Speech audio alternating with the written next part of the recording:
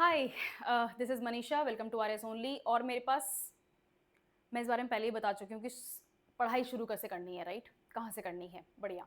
एक स्टूडेंट है and she is appearing for the exam again. ठीक है, पहले जो उन्होंने अटेम्प्ट किया वो उसको अनफॉर्चुनेटली क्लियर नहीं कर पाई। तो शी वॉज आस्किंग मी कि मैम आपने ये तो बता दिया था कि जो पहली बार पढ़ रहे हैं उनको कैसे स्टार्ट करना है, सिलेबस समझ में आ गया, बुक लिस्ट पता है, सोर्सेज पता है, सब कुछ ठीक है, सब मेरे कमरे में सामने रखा हुआ है, लेकिन मैं इसको और ये मैं already I have already been through this rodeo before, right? कि मैंने ये गेम ऑलरेडी खेला हुआ है और मुझसे ये एग्जाम क्लियर नहीं हुआ। हमें पता लगाना जरूरी है कि आपसे गलती कहाँ हुई, कहाँ गलती हुई, है ना? आपको पता होना चाहिए कि आपकी मिस्टेक क्या हुई, और ये मिस्टेक ही होती है, कमी नहीं होती है, क्योंकि आपने बहुत बहुत मेहनत करके एग्जाम दिया था। आपको पता है, ठीक है? किसी और को पता हो ना हो कोई फर्क नहीं पड़ता, आपको पता है कि आपने मेहनत की थी, मतलब सच में दिल लगा के, सब कुछ छोड़ के। I did everything, I still couldn't do it. That means you committed a mistake. जाने अनजाने आपसे एक गलती हो गई है।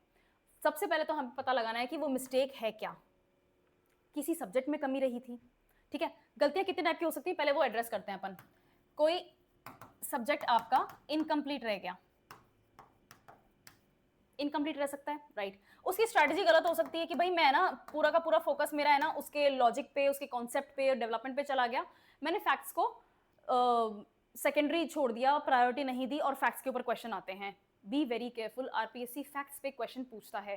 प्री क्लियर करना जरूरी है मेंस के लिए। मैं हमेशा बोलती हूँ कि मेंस के हिसाब से पढ़ाई करो, यस करना वैसे ही है, लेकिन इसका मतलब ये नहीं है कि प्री क्लियर ही नहीं हुआ और मेंस तैयार करके बैठे हैं। ठीक है, कोई घर पे इंटरव्यू लेने नहीं आएगा कि अच्छा कोई बात नहीं आपका प्री नहीं भी है तो मेंस की तैयारी के हिसाब से हमें मेंस का एग्जाम दिखा दो। ऐसा नहीं होता। आपको अल्टीमेटली प्री तो क्लियर करना ही है, तभी मेंस की शक्ल दिखेगी, और प्री में ज्यादा फोकस होता है फैक्ट्स का। तो हो सकता है कि आपकी स्ट्रेटजी गलत हो, या तो सिलेबस इनकम्प्लीट रह गया किसी एक सब्जेक्ट का, कि दो सब्जेक्ट्स का जो भी है, या फिर आपकी स्ट्रेटजी गलत थी, या फिर आपके सोर्सेज में ही कमी थी। जहां से आप पढ़ाई कर रहे थे, आपकी बुक्स हो गए, नोट्स हो गए, जहां से भी आपने अपने मटेरियल को सोर्स किया है उसमें कमी हो सकती है, फैक्ट्स की गलती होती है, अपडेट नहीं किया हुआ होता है। ठीक है, बहुत सारी प्रॉब्लम्स होती हैं। और चौथा, जो मुझे लगता है, अगर आप मेंस तक पहुंचे और क्लियर नहीं कर पाए, प्री में ही क्लियर नहीं कर पाए, तो आपके स्ट्रेटजी और इनकम्प्लीट रही है कोई ना कोई सब्जेक्ट या सिलेबस का कोई सा पार्ट। लेकिन अगर आप मेंस तक गए और मेंस क्लियर नहीं हुआ, ठीक है, तो इसका मतलब आपकी सबसे बड़ी कमी थी ये, आपकी राइटिंग इनकम्प्लीट थी, आपकी राइटिंग प्रैक्टिस नहीं थी। मैं हैंड राइटिंग की बात नहीं कर रही हूँ, मैं स्पीड राइटिंग की बात कर रही हूँ। 2 घंटे मिलते हैं एग्जाम लिखने के, बहुत बहुत लेंदी फील होता है, क्वेश्चन छूटते हैं। आप कुछ भी लिखोगे तो कुछ मार्क्स तो मिलेंगे ना, क्वेश्चन छूटना सबसे ज़्यादा खतरनाक होता है, वो सबसे ज़्यादा दर्दनाक होता है। ठीक है, यानी कि आपकी राइटिंग प्रैक्टिस नहीं थी। इसके अलावा भी अगर कोई कमी थी तो वो आपको पता है कि क्या कमी थी। ठीक है, लेट मी टेल यू। जैसे ये तो सब्जेक्ट की बात हो गई, ठीक है, सब्जेक्ट की बात हो गई। इसके अलावा सबसे बड़ा पोर्शन क्या आता है आपका? करंट अफेयर्स का पार्ट आता है। न्यूज़पेपर नहीं पढ़े, मैगजीन्स नहीं पढ़ी, अपडेट्स नहीं देखी, वीकली अपडेट्स आती हैं, मंथली अपडेट्स आती हैं, एवरीडे एवरी इवनिंग अपडेट्स आती हैं, करंट अफेयर्स का सेशन लगते हैं, नहीं फॉलोअप किया, नहीं प्रैक्टिस की, यहाँ से क्वेश्चन आया, मैम पता नहीं क्या हुआ। मैम पता नहीं क्या हुआ वाली जो बात होती है ना, वो यहाँ से भी रह सकती है। सिर्फ सब्जेक्ट की ही गलती नहीं हो सकती, जरूरी नहीं कि आपको सब्जेक्ट नहीं आता था, सब्जेक्ट आपने अच्छे से कर लिया, सिलेबस का जो कोर पोर्शन है वो आपने कर लिया, इसको छोड़ दिया। ये किसके लिए छोड़ दिया? ये भी खुद ही को करना है ना, तो ये कौन करेगा? यहाँ कमी रह गई, राइटिंग में कमी रह गई। आपको अपनी मिस्टेक पता लगानी है, और जब आपको अपनी मिस्टेक का पता चल गया तो उस मिस्टेक को रेक्टिफाई करना है। मिस्टेक को रेक्टिफाई करने का सबसे अच्छा तरीका बताती हूँ मैं।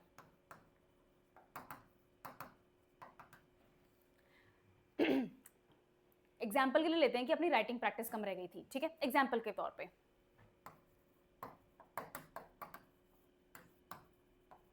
राइटिंग प्रैक्टिस में कमी थी। राइटिंग प्रैक्टिस की कमी को आप 3 तरीके से दूर कर सकते हैं। फर्स्ट, आप अपना जो कोर सब्जेक्ट का प्रिपरेशन है ना, उसको लिख के करो। ये टाइम कंज्यूमिंग है, मैं पहले ही बता देती हूँ। कोर सब्जेक्ट्स को आप लिख के पढ़ोगे, कोर सब्जेक्ट खुद भी याद होगा, राइटिंग प्रैक्टिस भी होगी, बट इसमें सबसे बड़ा एक ड्रॉबैक है कि ये टाइम कंज्यूमिंग है। ये पर्सनल एक्सपीरियंस से बता रही हूँ, कम से कम नहीं तो 8 से 10 महीने का आपका मेहनत खाएगा। ठीक है, तो ये होता है तो बढ़िया, नहीं होता है तो जो आपने नोट्स बनाए थे, जो शॉर्ट नोट्स बनाए थे ना, उन नोट्स में से जो आपको टॉपिक लगता है कि मुझे अच्छा नहीं आता, अच्छा आता है उसको तो लिख सकते हैं, जो मुझे अच्छा नहीं आता, मुझे बार-बार पढ़ना पड़ रहा है, इसमें मेरी बार-बार गलतियाँ आ रही हैं, मैंने मॉक टेस्ट दिए, बहुत सारी गलतियाँ आई हैं, उस टॉपिक को लिख के करो। तो आपने फ़िल्टर आउट कर दिया, राइट? जो टॉपिक नहीं आता या कम आता है, अगर उसमें से डिस्क्रिप्टिव क्वेश्चन आ जाएगा तो क्या करोगे? इसलिए नोट्स में से निकालो कि कौन सा टॉपिक मुझे कम आता है, ठीक है? और तीसरा, राइटिंग प्रैक्टिस, अगर ये दोनों भी नहीं होते हैं, ठीक है, तो आपके जो मेंस के जो मॉक टेस्ट आते हैं वो करो। हो सकता है आपने ये ना किया हो, ये प्रॉब्लम रह गई हो, ये कमी रह गई हो आपकी प्रिपरेशन में। मेंस के मॉक होते हैं, मेंस के मॉक टेस्ट आएंगे, बहुत बहुत सारे क्वेश्चंस होते हैं, हज़ारों क्वेश्चन सॉल्व करना चाहो तो वो भी कर सकते हो, इतना टाइम ही नहीं होता, बस प्रॉब्लम यही होती है, टाइम ही तो नहीं होता। कंपटीशन कहाँ है, टाइम का ही तो है। पढ़ाई करने वाले तो 8-10% ही होते हैं, बाकी तो फॉर्म भर के टाइम पास कर रहे हैं। आपका कंपटीशन किससे है ना? मेंस के मॉक्स लिखो, मेंस के मॉक्स लिखोगे तो राइटिंग प्रैक्टिस भी बढ़ेगी, रिवीजन भी होगा और कोर सब्जेक्ट्स का ब्रश अप करने का मौका भी मिलेगा, क्योंकि मेंस के मॉक्स जो आते हैं उसमें आपके करंट अफेयर्स के बेसिस पे भी क्वेश्चंस आते हैं, आपके कोर सब्जेक्ट के बेसिस पे भी क्वेश्चन आते हैं, जिसमें आपसे लॉजिक भी पूछेंगे, डेटा भी पूछेंगे, आपसे कॉन्सेप्ट्स भी पूछेंगे। दो तरीके के कॉन्सेप्ट होंगे, उनको लिंक करके आपका सार निकलेगा, वो भी पूछ लेंगे। आपका पूरा best of the best revision mock से आएगा। मैम मेंस तक तो नहीं पहुंचे, मेरा तो प्री ही नहीं निकला, उसके लिए भी बताती हूँ। सबसे अच्छा उसके लिए भी आपके पास में एक वेपन है, ये mock test. Previous years questions जो होते हैं वो आपको बताते हैं कि ट्रेंड क्या है, कि आरपीएससी क्या ट्रेंड फॉलो करता है। ट्रेंड पता लगाने के लिए अच्छा है, कौन से क्वेश्चंस किस तरीके से फ्रेम होते हैं, मुझे किस डेप्थ तक किस टॉपिक को हैंडल करना है, कौन कौन सा डेटा मुझे टिप्स पे होना चाहिए, कौन सा डेटा मैं अंदाजे से कर सकता हूं या कर सकती हूं। पीवाईक्यूज आपके ट्रेंड के लिए होते हैं, टॉपिक्स की इंपॉर्टेंस को स्टडी करने के लिए होते हैं, ठीक है। मॉक आपकी एक्चुअली प्रैक्टिस कराएंगे, और मॉक आपको तीनों जगह चाहिए। आपको प्री में भी मॉक प्रैक्टिस करने पड़ेंगे, आपको मेंस में भी मॉक टेस्ट लिखने पड़ेंगे, और आपको पर्सनल इंटरव्यू में भी मॉक इंटरव्यूज प्रैक्टिस करने पड़ेंगे। मैंने ये नहीं किया था, और फिर मैं यूपीएससी बस ऑफिस के बाहर तक है ना पार्किंग लगा के और इस स्टेज तक पहुंच के बात करके आ पाई हूँ बस। मॉक का मतलब क्या होता है? मॉक आपको एक रियलिटी चेक मिल जाता है वहाँ से, आपका एग्ज़ाम कैसा आएगा, उस एग्ज़ाम को आपको कैसे हैंडल करना है, कैसे क्वेश्चंस को आंसर करना है। एक ही क्वेश्चन को कई तरीके से आंसर किया जा सकता है, तो जब आप अपनी कॉपी चेक कराएं, जो भी आपने आंसर लिखा वो किसी टीचर से चेक कराएं, तो आपको ये पता चल जाएगा कि इसको इस तरीके से भी लिखती ना मैं या लिखता ना मैं तो मेरे अच्छे मार्क्स होते। मेरे क्वेश्चन की जो मेरे आंसर की डिज़ाइन है दिखने में कैसा है वो बहुत इंपॉर्टेंट है। क्या आपने अपने आंसर में कुछ हाईलाइटेड वर्ड्स होते हैं उनको अंडरलाइन किया? नहीं किया। कोई डायग्राम बना सकते थे, कोई मैप बना सकते थे, करा? नहीं करा। ये आपकी कमियां हैं। ये कमियां तब पता चलेंगी जब आप ये अटेम्प्ट करेंगे। प्री, मेंस और पीआई। यस, पीआई को एक बार अपन साइड में रखते हैं, प्री और मेंस के ऊपर कॉन्सेंट्रेट करते हैं। मॉक से आपको बहुत कुछ मिल जाएगा।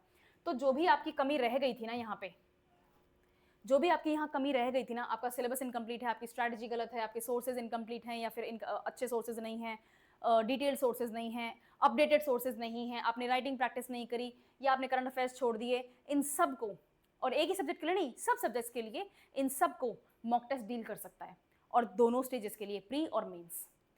अगर आप एग्जाम दे चुके हैं और एग्जाम नहीं निकला तो आपको दो काम करने हैं। आपको पहला काम तो ये करना है कि आपको अपनी कमी निकालनी है कि मैंने गलती कहाँ की, मुझ में कमी कहाँ रह गई। किसी और को मन नहीं बताना है, खुद को बताना है भाई। खुद को फेस करना होता है ना फेलियर भी।